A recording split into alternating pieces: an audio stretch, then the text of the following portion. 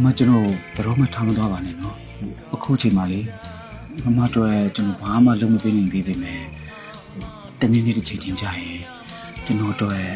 မခုံရစီပါမယ်လို့ကျွန်တော်ကတိပေးတယ်နော်ကျွန်တော်ဘယ်တော့မှထားမသွားဘူးနော်မရှိလေ